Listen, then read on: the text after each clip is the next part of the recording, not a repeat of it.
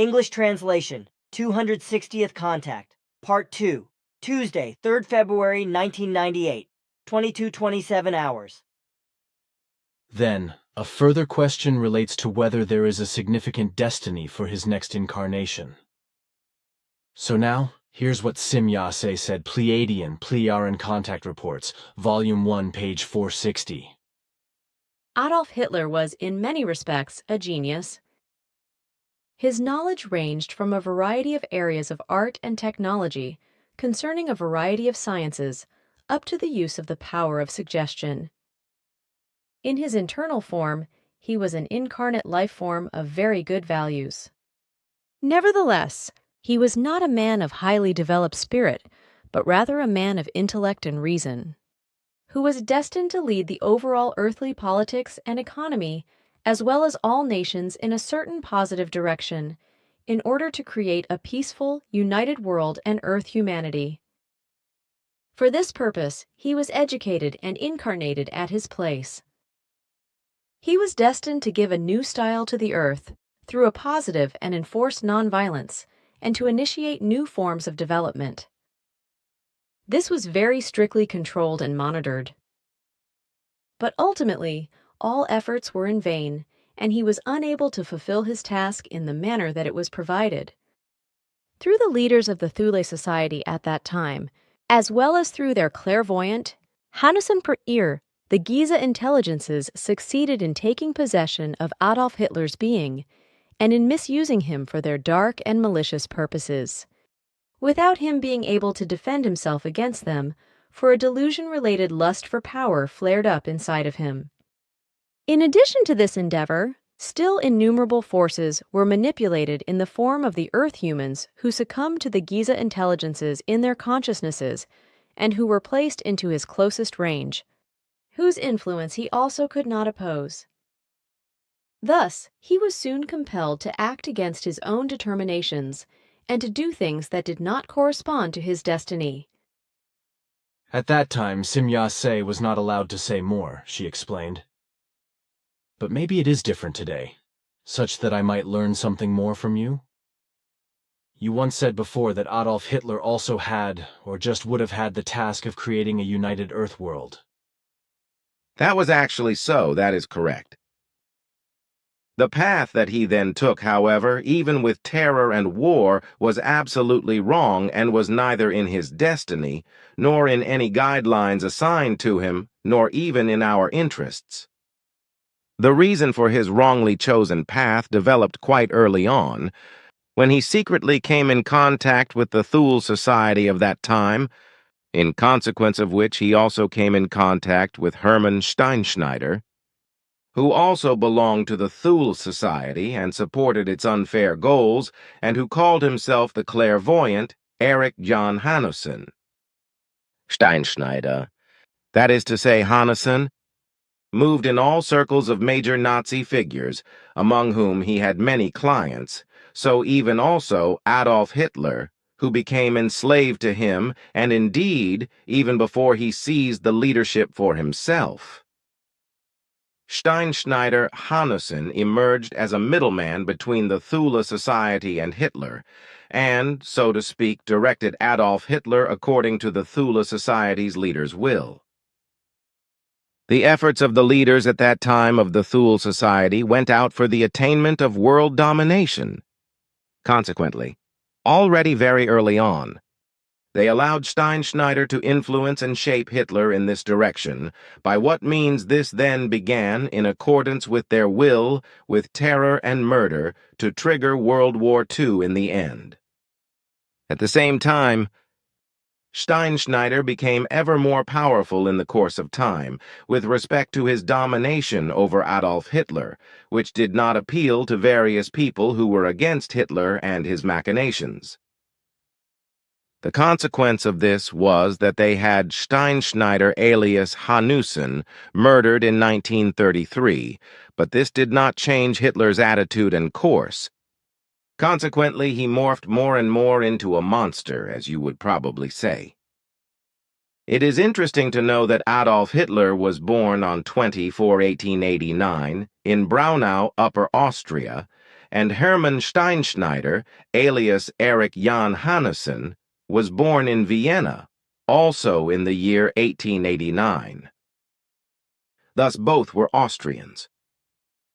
What is to be said further in relation to your question is that Adolf Hitler had already been instructed by our forces through telepathic impulses in his earliest youth, in terms of his determinations and guidelines, and indeed on an ongoing basis and at every place where he always stayed.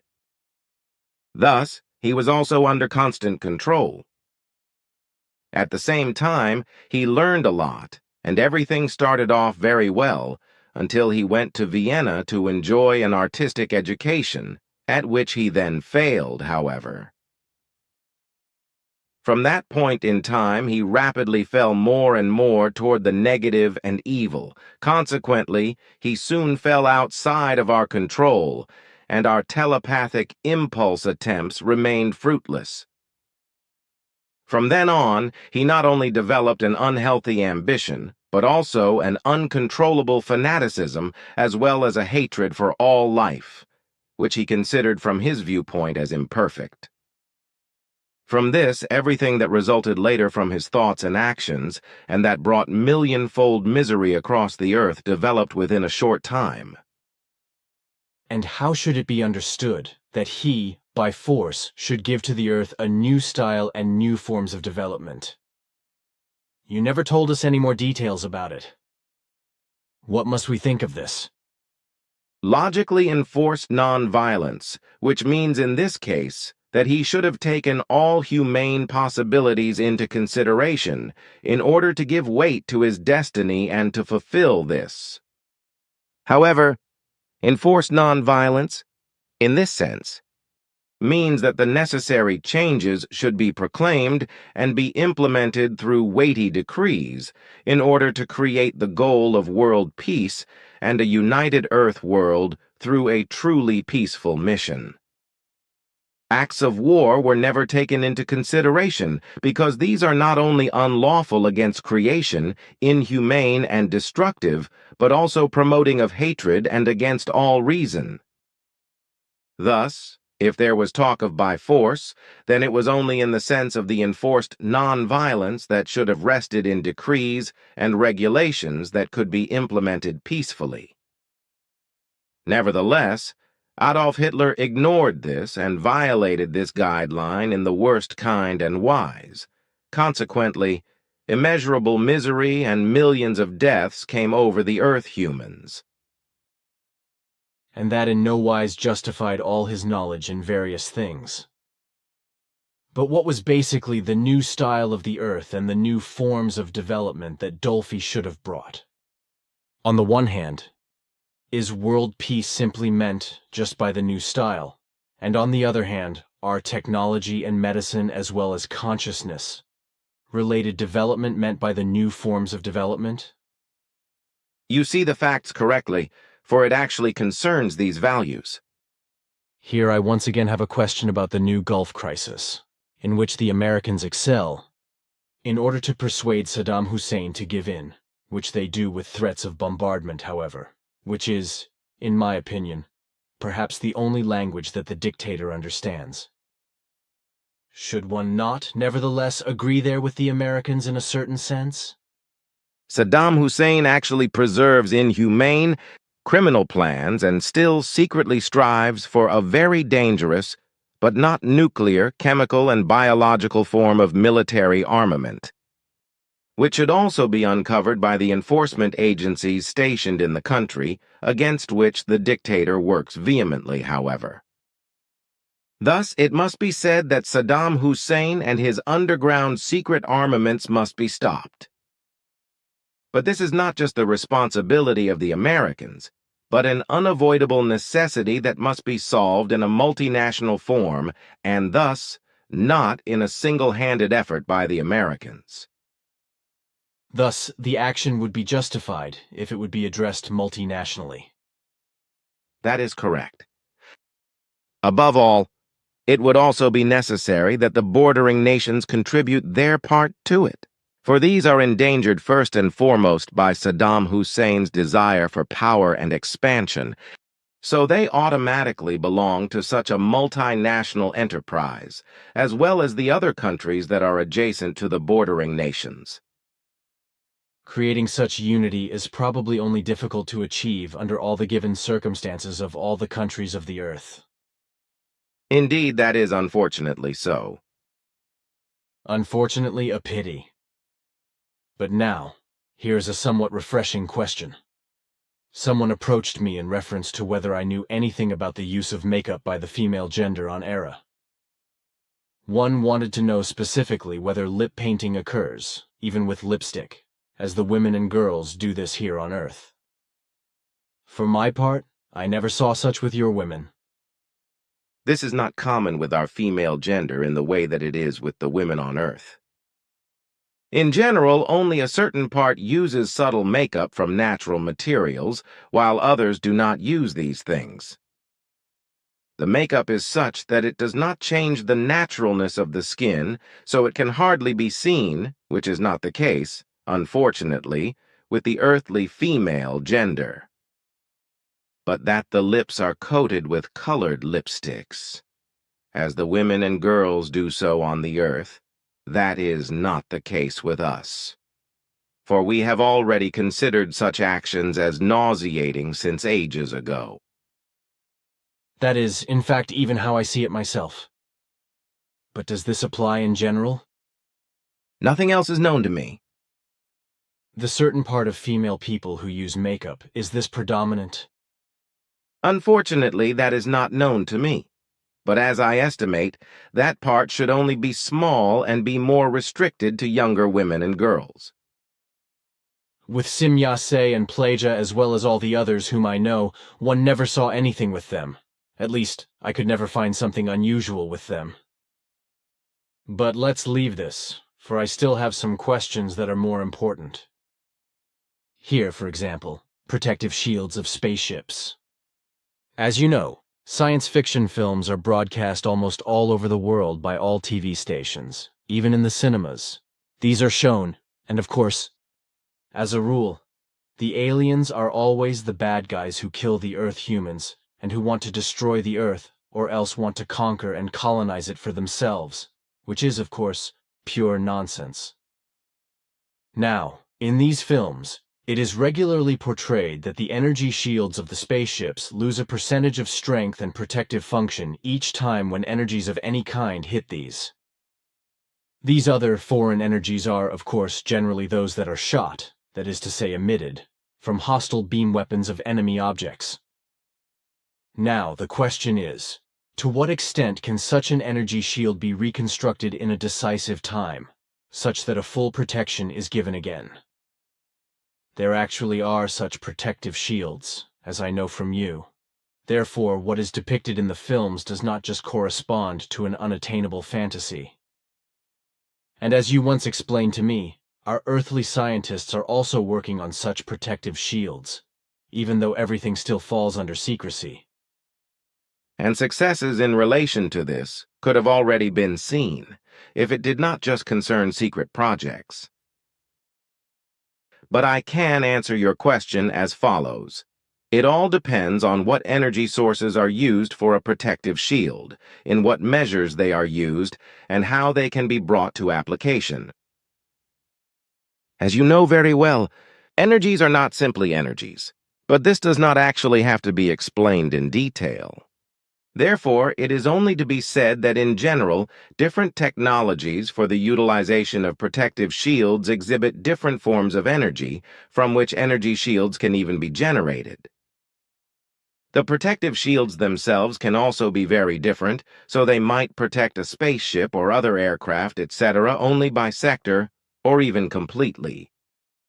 With this, it should be explained that a spaceship, another aircraft, a human, a robot or android or something else can just be protected by a single full-scale protective shield or by one that consists of several segments, that is to say, sectors. A full-scale protective shield has a main energy source and a reserve energy source.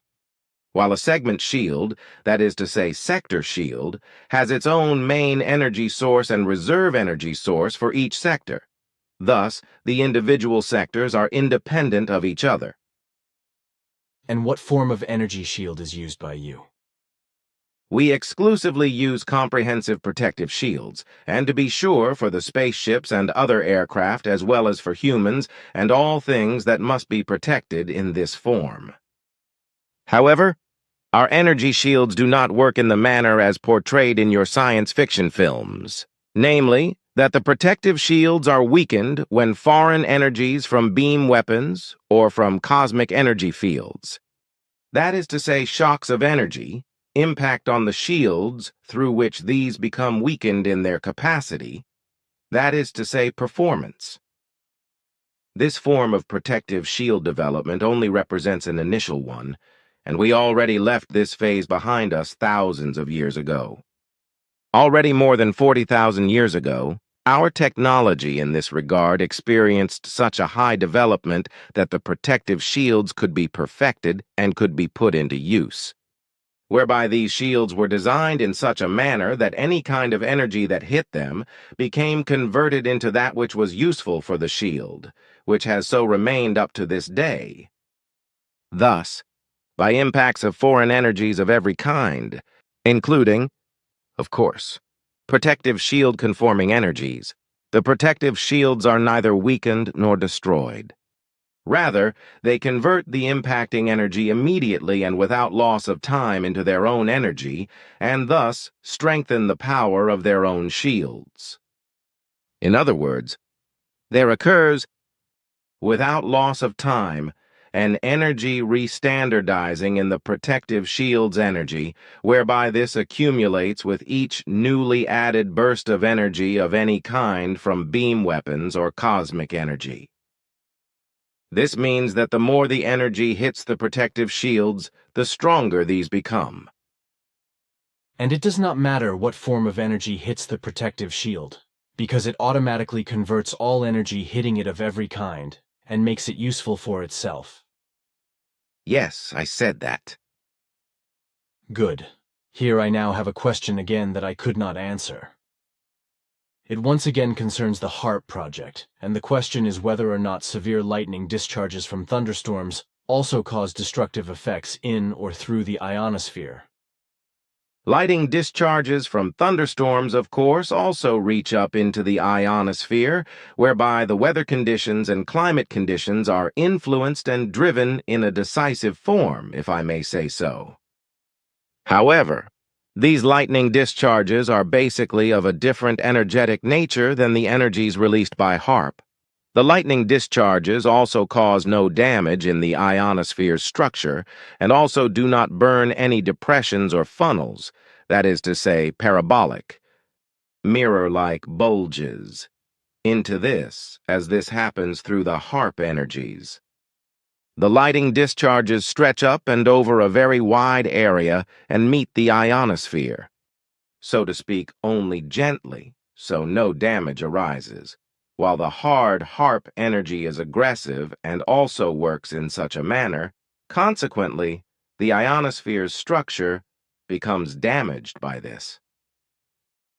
Of course, everything relating to this is denied by the authorities and is deliberately represented in a false manner, as it is also denied that the whole thing is not only to do with a scientific experiment, but rather a tremendously dangerous weapon system, with which the weather conditions and climate conditions can be influenced at will and, consequently, can be abused for purposes of war.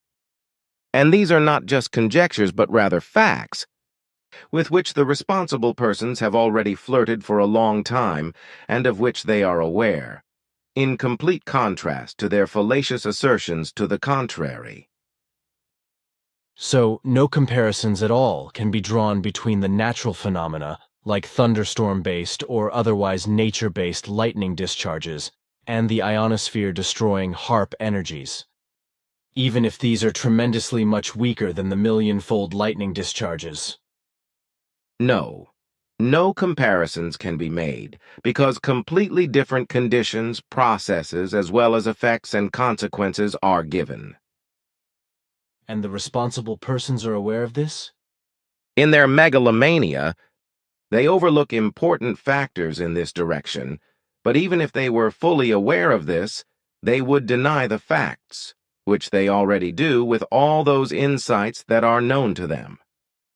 Consequently, they also callously deny the fact that a very large part of the natural disasters that have been taking place for a long time, such as volcanic eruptions, earthquakes, droughts, floods, and the various violent storms, are to be attributed all around the globe to their criminal machinations. This also includes the proliferating phenomenon El Niño, which degenerates more and more through their destructive activities. Although El Niño is a naturally occurring event, through the destructive actions of the scientists and other responsible persons, the whole thing increasingly changes into a destructive and catastrophic factor, whereby the naturally working forces become surpassed and accumulated by the irresponsibly produced. Anti-natural and human-generated forces, whereby everything falls outside of the natural, as this is already the case with El Niño. No nice prospects for the future. And all because, as it's been here since ages ago, the scientists and the responsible persons profiting from it want to play creation. Moreover, a lot of nonsensical and criminal acts occur.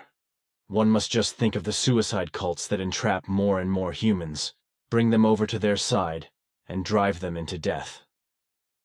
In addition, there's still the so-called esotericism that, raised in a religious and sectarian manner, drives those who have succumbed to a belief into pathological delusions.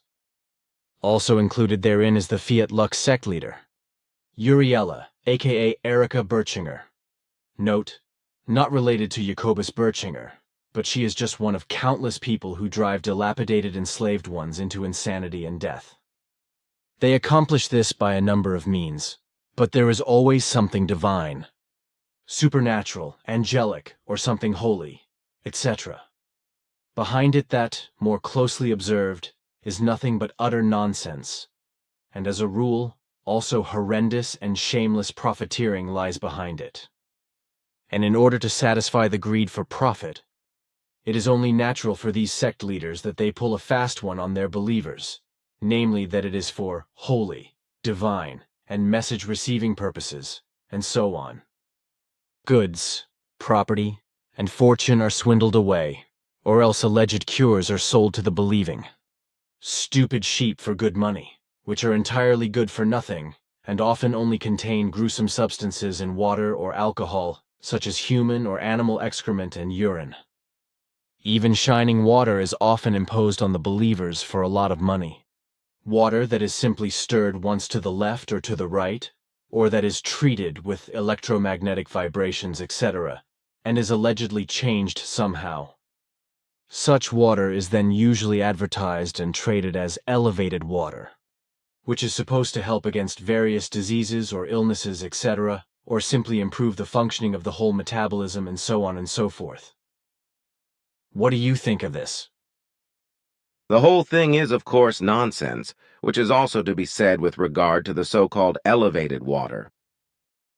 Water is, in fact, a very high quality, energy-carrying substance that does not experience a change through stirring or alleged elevating. Rather, it always remains in its original state, or else changes itself back immediately if a change could be made at all. Of course, it is to be said, ordinary water can be changed if certain other substances are added to it, which also applies to certain energies. However, the processes mentioned by you have no influence at all. Therefore, only deception lies behind everything. So to speak, an esoteric swindle, one might say, right? Certainly. A question about the 10,7,000-fold speed of light, which is the actual creational speed. I let this question be delivered to you by Florina. Is it possible that this is only the creational maximum speed in our universe? while, for example, the absolute absolutum has an even higher maximum speed. Actually, this would have to be so, but I cannot say it because I just do not know, and I do not want to tap into the memory bank for this. I, too, had to ask the High Council and the level Arahat Athersata about this, yet helplessness also prevailed there. But then came the acceptance that the highest possible creational speed known to us is not the actual speed limit, but that the absolute absolutum exceeds this speed by many times, which was then confirmed by the Patah Li level. Then I have here a question about genetic manipulation and cloning. What is going on with them on the Earth? In secret, there have not only been genetically altered and cloned animals for quite some time, but also humans, but this is very wisely concealed.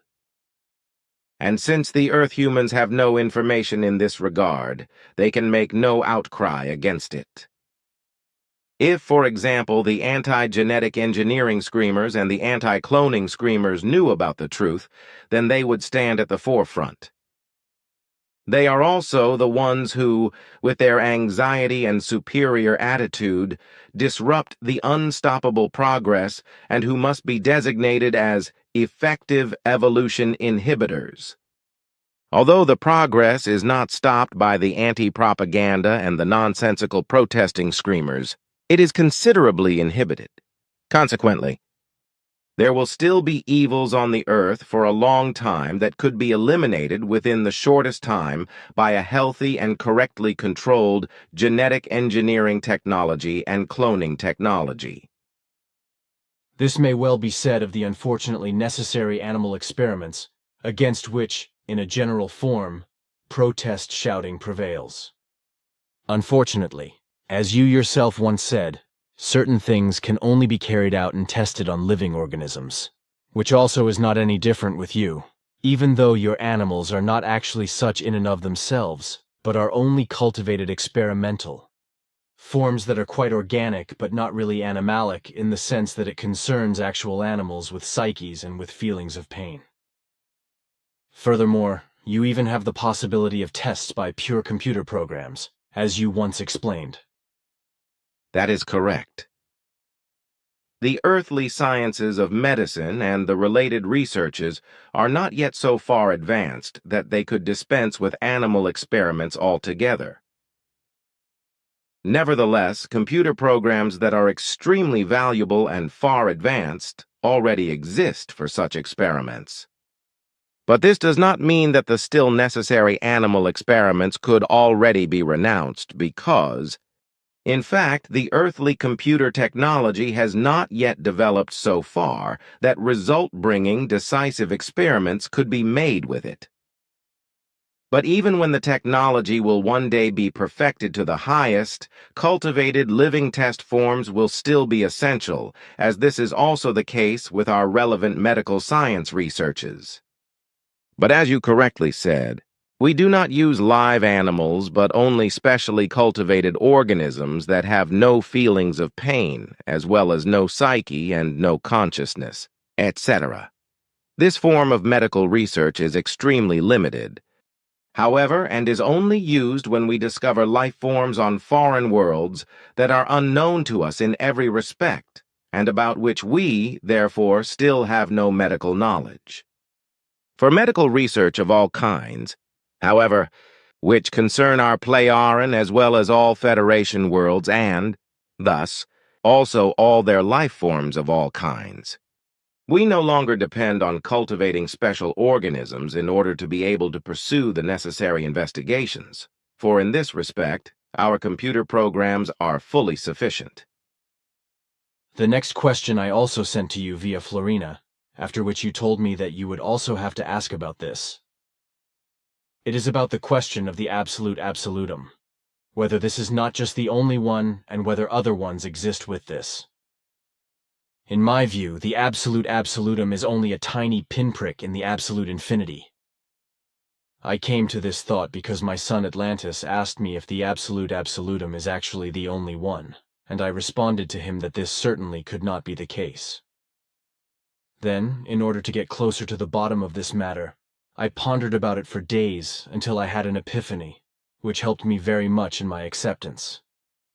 But now, starting with the absolute absolutum, it must be the case that this does not exist in its form alone, but that in our seeming nothingness, that is to say non-space, several or even millions and billions or even infinitely many other absolute absolutums exist.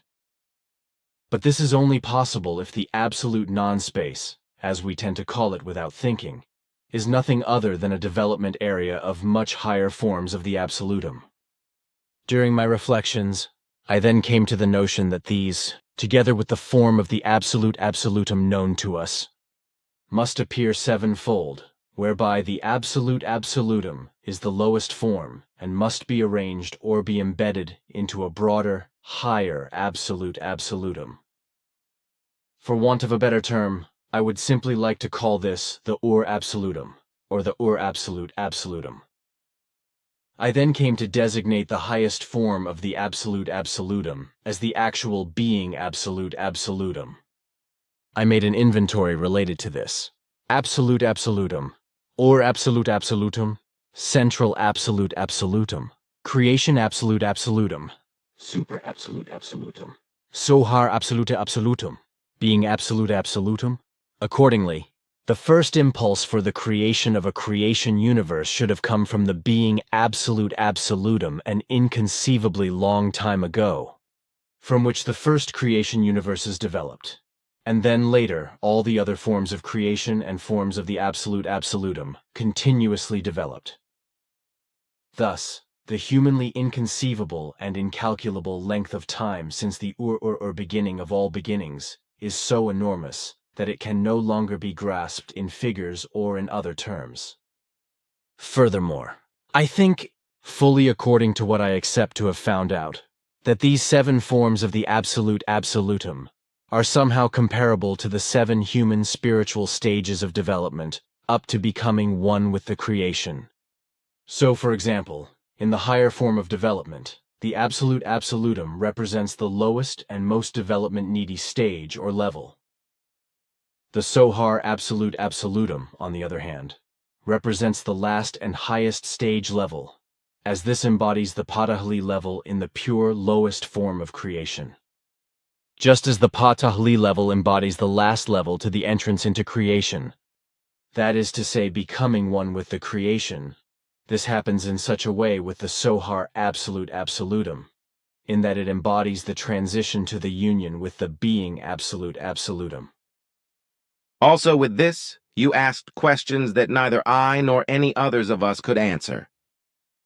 Moreover, we ourselves never came across such questions, because we had not yet entertained any thoughts in this direction. And I must say that I always wonder at your profound thoughts and cognitions, even though I know your origin and know that you are superior to us in these things. So, I could not provide any information regarding your questions.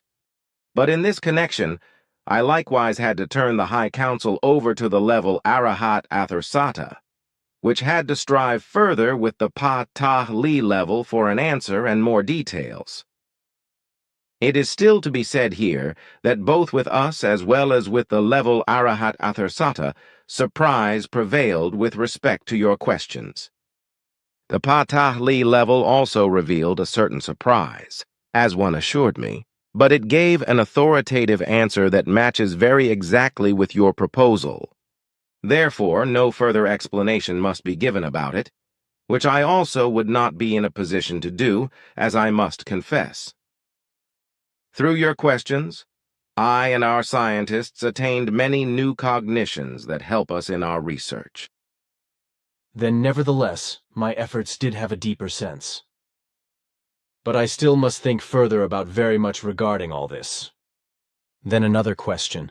Even the human beings of your worlds and your federated allies certainly are not so perfect in terms of their organs and bodies. Therefore, surely health or rather physical injuries can come to light. Or am I wrong there?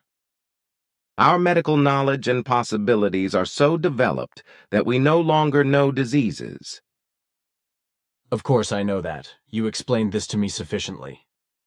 I also do not mean that some diseases can still appear. Rather, I am coming from the perspective that, for example, there can be accidents and the like, by which health, or rather physical injuries can appear. Now I understand. Of course, accidents cannot be avoided, for in spite of all precautions of the people, such dismal events can occur over and over again. Good. Now we have brought it to a common denominator. My question about this is, how is a treatment or an intervention handled when, for example, a surgical intervention becomes necessary? Surgery is indeed a very bloody work, I think. Is it also still so bloodily maintained with you? Of course not, because we have long outgrown this bloody barbarism. With this, I naturally do not want to place the art of surgery of the earthly doctors in disapproval, for they still rely on these bloody methods. Yet also in this relation, a lot will change on the earth in the future. The beginning of this has already been made. Now, our technology relating to this is so far developed that we can avoid all bloody interventions. Our apparatuses and devices, etc., are designed in such a fashion that open surgical interventions no longer have to be made, for all manipulations in or on the body are carried out in a pure, vibration-related manner. Thus, internal or external wounds, as well as broken bones and torn blood vessels, can be closed, joined, and healed within seconds or a few minutes. The operation of the apparatuses and devices, etc., occurs, of course, through trained doctors and other specialists, including bioorganic, electronic androids, simply said. These are also capable of transporting themselves to any location within a range of 300,000 kilometers, precisely to where they are needed. This occurs through a teleportation by apparatus. You mean that they can beam themselves to any location, just like that? Yes, but that is nothing unusual. For us Earthlings, it is. Then these androids are true doctors? Certainly. With you, is anything also operated within the framework, as here on Earth with the so-called spiritual healing? No. In addition, I must also say that what is operated under this designation by many humans on Earth must be referred to as charlatanism. Of course, exceptions are given, but these are based on suggestion and self-healing. That should be well known, yes.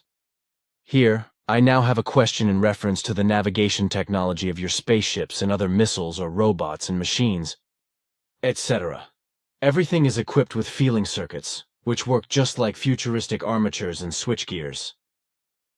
It only very rarely happens, however, that you carry out any manipulations with these, even though everything is geared toward the fact that, absolutely, a manual operation can take place.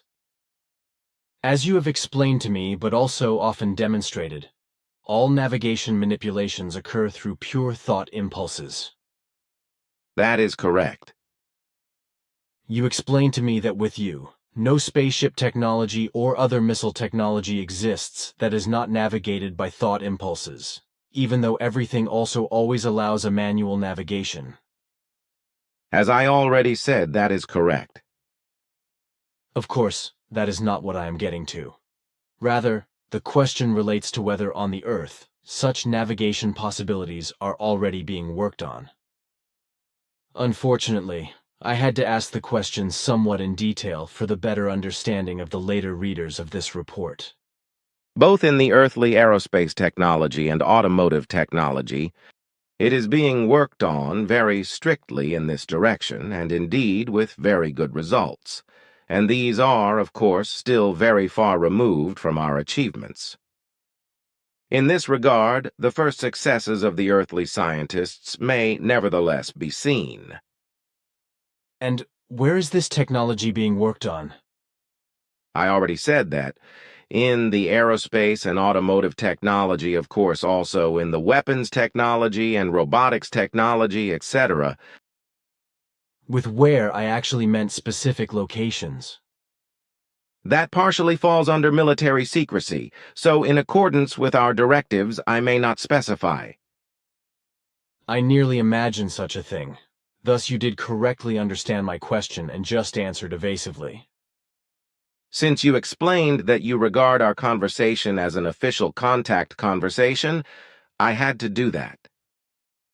Of course, I also make no reproach against you. Then here again is a question about the health of the human beings on Erra and your other worlds.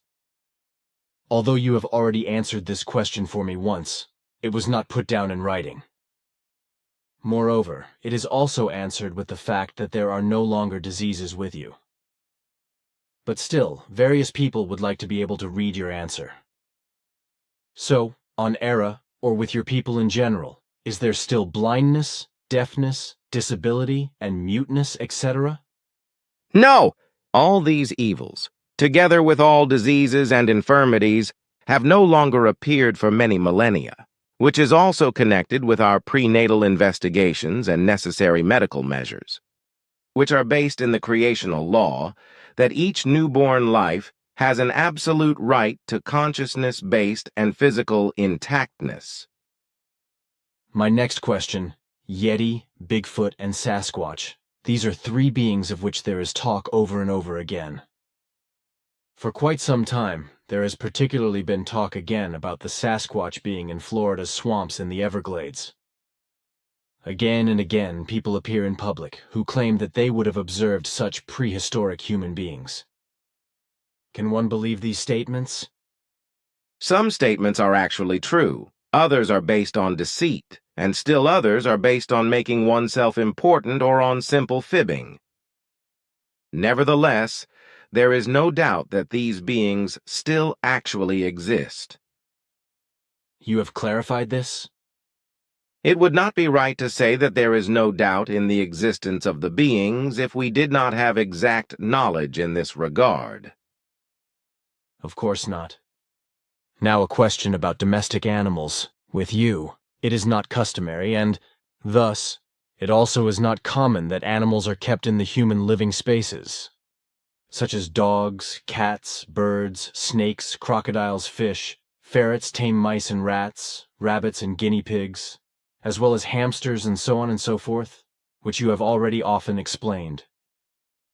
However, here on the Earth, it is quite common, and particularly the meat-eating pets, like even dogs and cats primarily, should be predominant and the weightiest.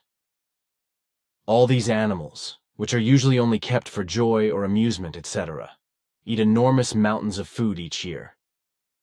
One just thinks of the meat that is consumed worldwide by these house dogs and house cats. It is really a shame when one considers that each year, for these house critters that are actually useless and also illness-spreading, many millions of cows, horses, rabbits, pigs, and other animals, like also fowls of all kinds, are slaughtered. Is this actually answerable? No, quite decidedly not. The whole behavior in this regard is not just criminal, but also inhumane. And this applies both to the keeping of house pets as well as to the form of food procurement for these animals. Good, that should be clear. Then here's the next question. The moon's distance from the Earth and the moon's orbit are both actually stable. No, both are not the case. Neither the moon orbit nor the moon's distance is stable because the moon drifts several centimeters a year off into space. So one day, though still in the distant future, it will free itself from its orbit and shoot out into free space. Through its drifting away, the natural conditions and climate conditions on Earth, as well as the living conditions of all earthly life forms, change. Then probably also the tides of the oceans will necessarily change, because these are indeed dependent on the gravity of the moon. Of course. Here I have a note. The highest speed, infinite speed, negative speed. The goal is reached before the sent forth impulse is completed. Is this true? Your reasoning is correct, but we should not yet talk about that officially. Good. Can you tell me where the term oath or vow came from and what the original word means? That is no secret. The term oath, which is valid in the German language and is more commonly used today in the form meaning vow, is of ancient Lyran origin and originally sounded like eit. In this form, it was also transferred into the Celtic language, then to be received into their related languages. The term was not expressed in the same manner as today, but as et.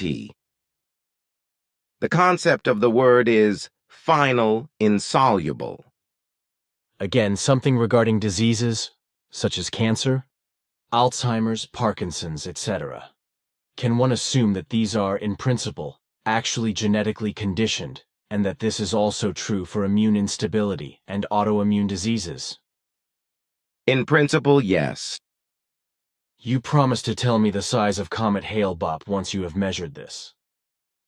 The comet has an oval shape and measures 38,432 meters in its extreme length and 36,781 meters in its width in rough measures. So not to the exact centimeter. No. You surely know what all happened on the Earth in connection with this comet. With which I mean the sectarian machinations, through which mass suicides occurred in bulk. Like with the suicide cult of the American guru Applewhite. Yes, these sad events are familiar to me. On the one hand, they are connected with the appearance of the comet, and, on the other hand, with the end of the world fantasies and delusional ideas that allow many confused humans to forget all reason.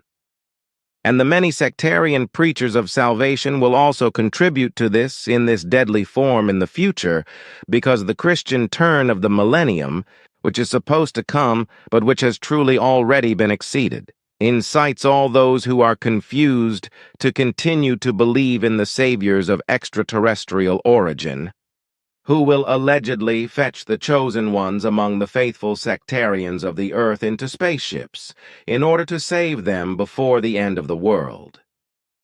And since these allegedly extraterrestrial saviors should be of a spiritual nature and should be beings of light, etc., whom one should only be able to approach as a spiritual form, the slogan applies that the human must rid himself or herself of their material body through suicide, so that their spirit form or soul can be taken up by the alleged luminous saviors into their spaceships. This is actually the basic, sick thought of the cult leaders and their followers. That is certainly so. And that the cults and their believers increase more and more in this respect. This proves itself every day. Just think of the Solar Templars, who already organized a mass suicide twice among their members. And many suicides were committed and continue to be committed by individuals, of whom it is not known that they deprived themselves or robbed themselves of their lives for the same reasons. The number of such humans is very large, but they usually take their secrets to the grave. And unfortunately, this insanity and mental deficiency will still increase. That will, with certainty, be so. Look, here I have some newspaper clippings that I collected regarding the Hale-Bopp suicide drama in the USA, if you want to see them. Thanks. I would gladly like to look at them briefly. These are really very terrible and unfortunate events, and as I already said, such will still increase. My thoughts now turn again to the absolute absolutum, as I simply name these according to my own terms. Nevertheless, this naming surely does not apply, but you have not corrected me in this connection. There was no reason for a correction because, as I was informed, you are free to name the different levels according to your understanding. The reason for this, as was explained to me, is because on the one hand, your names are appropriate for the different forms of the absolute absolutum, in relation to the existence and effective facts, and on the other hand, with this, you can explain everything related to the teaching in your own terms. Thus, you can retain the names in the form that you have just made and created them, That should be fine for me because I have actually had such deep thoughts about everything and, thus, have also connected the various terms with certain effects and existences, which I can now pursue further, since I know that my acceptances correspond to reality. Here, however, I have to ask something else. Tanning beds. A lot of advertising is constantly made about the tanning bed business, and it is maintained that the use of tanning beds is healthy and harmless. You and Quetzal, however, once said something else. What must one now actually think of tanning beds or of letting oneself be irradiated? The assertion that the use of tanning beds and letting oneself be irradiated are healthy and safe is not only wrong, but also life-threatening, even if this seems implausible to the Earth humans on the first impression. Tanning beds produce increased UVA rays that, on the one hand, make one addicted and, therefore, dependent, and, on the other hand, penetrate deep into the skin and into the body, making this and the organs damaged from within with a lasting effect and causing internal tumors, etc., such as, above all, cancer. However, the likewise active UVB rays, as these are also released by the sun's rays, work in another way and are limited in their effect to the outer layers of skin, on and in which they cause sunburn and skin cancer. But unfortunately, all this is not yet understood by the Earthlings. At least a very large part of the Earth humans is actually inconvincible in this respect, which is why very many must experience and get to know the effective evils of the solar radiation and tanning bed radiation on their own bodies, and often pay for it with their own lives. A very unfortunate and true statement. In addition, there are still other things on Earth and among the people that are very unfortunate. When I think, for example, of the last environmental conference that, so I think, took place in Japan, it can blow my top off. As usual, there was just a lot of chattering and nothing worth mentioning was achieved.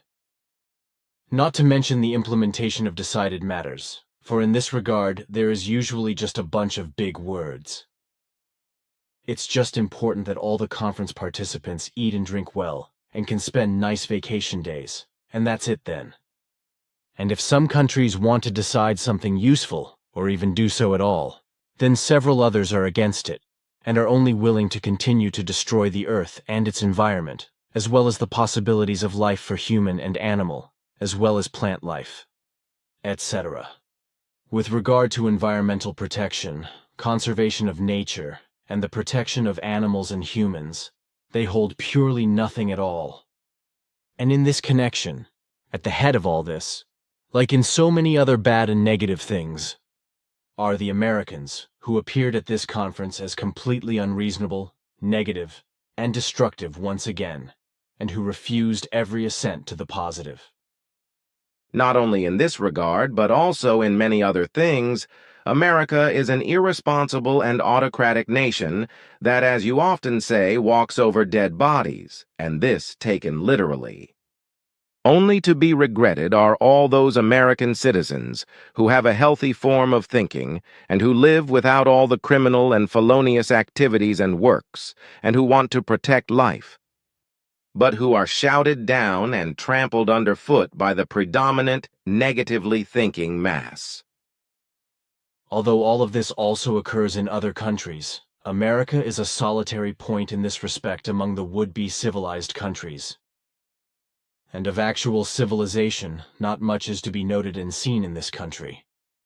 I just always regret those Americans who would gladly like to live a just life, and who always fight, unsuccessfully, for what can be observed very especially in each case with the anti-death penalty campaigns. Of course, just in relation to the death penalty, China is a solitary point, but one cannot yet designate this country, that is to say its legislation, as civilized, that it could be compared to other countries and legislations. In contrast, one would have to expect a lot more from America, but unfortunately, that is not the case. Regarding this country, and a large part of its population, we simply cannot get around taking up negative aspects again and again and, unfortunately, having to talk about such. This is just the nature of the thing because America is the actual and, up to now, still undisputed world power, which allows itself things that are inhumane, unjust, and unlawful, such that it can only be described as wicked. Rebellious, insolent, arbitrary, violent, evil, unprincipled, criminal, human-despising, and life-despising. So therefore the negatives are mostly heard and denounced. In fact, the bulk of it is not a type of life that is humanly dignified and in accordance with humaneness of life. That is clear. But now again to something else. You call me the prophet of the new time, as this is also already written in the Talmud Emmanuel.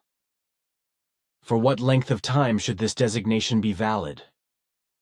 You should actually know that better than me. Of course, I know from when to when the new time is calculated, namely from the year 1844 to the year 3999, so for a duration of 2,155 years. However, this is not about my confirmation, but rather yours. For someone asked this question specifically in the form that I should ask you, so that you give an answer that should then be written in the contact report. I understand. It is illogical, to be sure, because your word is much more authoritative than mine in these and many other interests. But in order not to cause disappointment, I just want to and can confirm your explanation. The new time begins with the year 1844 and ends with the year 3999. And in this respect, this must be calculated in accordance with the existing, wrong post-Christian calendar. In truth, the new time begins using the right Christian era with a threefold value, and thus in the year 1839. But because the wrong Christian time calculations have been valid here since time immemorial, everything is determined, calculated, and arranged in accordance with these. With which you, of course, also rectify these interests. Once again, something about Yetis, Bigfoots, and Sasquatches. For Sasquatch and Bigfoot, there is also the designation Gigantopithecus. Also the name Almacopta, etc. is common, like also for the Yeti, which is also called Medocarmi. The question now is whether these are animals, or even, as I said about 20 minutes ago, original or early human life forms that survived in different places of the Earth. Your designation was right. These beings are not animals, but rather early human life forms, as we already explained to you before. Of course.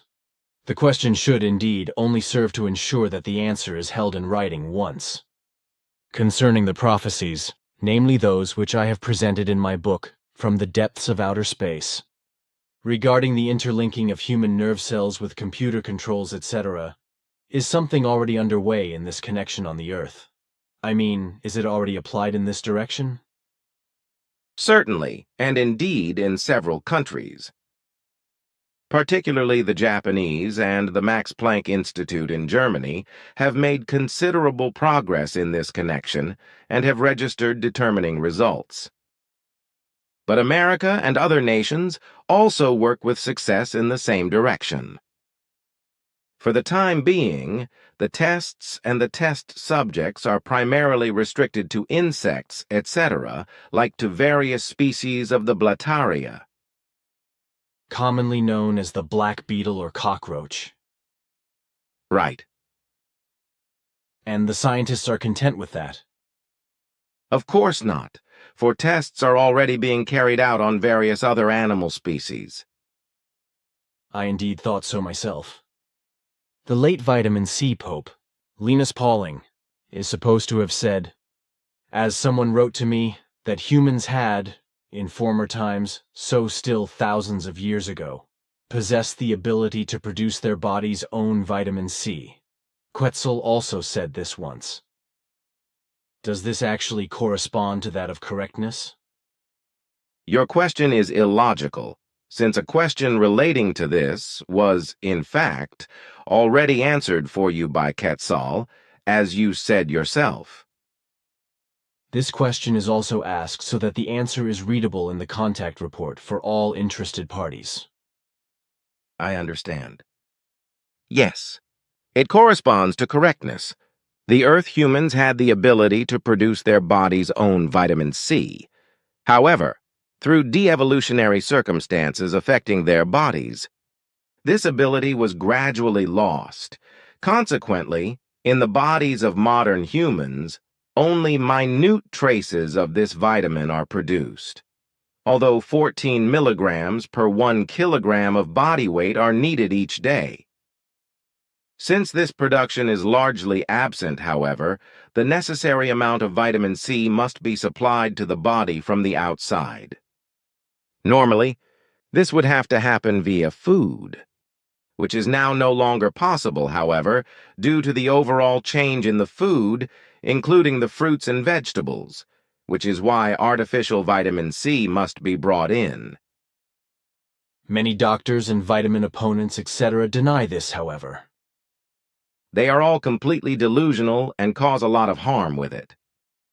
I know, since I follow your instructions with the multivitamins, trace elements, and minerals, and take the daily minimum of 14 milligrams of vitamin C per kilogram of body weight. And since then, it has been getting better with my health, and indeed, quite immensely, so I can now actually no longer complain about a lack of health. But here I now have, for the time being, the last question, which refers to the Aztecs. So much is spoken and written of them, and in many things, I hear the exact opposite of what Sim-Ya-Se and Quetzal explained to me. In particular, the human sacrifices among the Aztecs as well as the Mayas and Incas are denied again and again. It is amazing that this assertion holds so persistently, that they would not have offered human sacrifices. These kinds of assertions contradict every reality because all of these peoples carried out human sacrifices, and indeed, both in a religious as well as punishment-exercising sense. The Mayas were an advanced Indian cultural people in Central America. However, they also were not disposed very humanely. The Incas were an Indian aristocracy and ruling class in Peru, who even carried out cruel child sacrifices, and the Aztecs were an Indian tribe in Mexico, who also sacrificed humans, if I am not mistaken. You are not mistaken. How does it happen, however, that these human sacrifices are denied over and over again? Is there a plausible explanation for it? The reason is probably to be found in the fact that so far, there still is not any concrete evidence of human sacrifices among these people. That is, such has not yet been found, but this will still arise in the foreseeable future with certainty. The present lack of evidence says nothing at all, for human sacrifices did in fact take place. Findings and signs that suggest that human sacrifices took place are, so far, only unsatisfactory, but they are actually there. Connections also exist that arose by intruders who invaded the peoples mentioned and carried out human sacrifices, but this in no wise excludes the self-conducted human sacrifices of the peoples mentioned. With that, I have actually asked all questions and received answers, so we can now move on to the private part of our conversation, if you still have some time. Already at the beginning of our conversation, I said that today, I have a little more time available than what is otherwise the case. Then I would still just like to confront you with 5 purely private questions, which I submitted to Florina regarding some group members, and thus laid on you. Of course, but the relevant answers are not very extensive because the time has become somewhat tight for me. So you know what questions I mean. Of course. Good. Non-extensive answers are also sufficient for me, I think. Moreover, the questions also are not such that they would require an extensive answer. So then... One moment, one more question. One has asked me, By what means does schizophrenia originate, concerning which I knew no answer? Can you briefly tell me what I should answer? Schizophrenia is an illness of an overproduction of the substance dopamine in the brain, by which this is overloaded and damaged by the substance. The increased harmful appearance of dopamine is often genetically conditioned, which also means that the illness is hereditary. However, it is otherwise possible that an overproduction of dopamine is produced, for example, by drugs and alcohol, as well as by certain medicines that cause brain damage.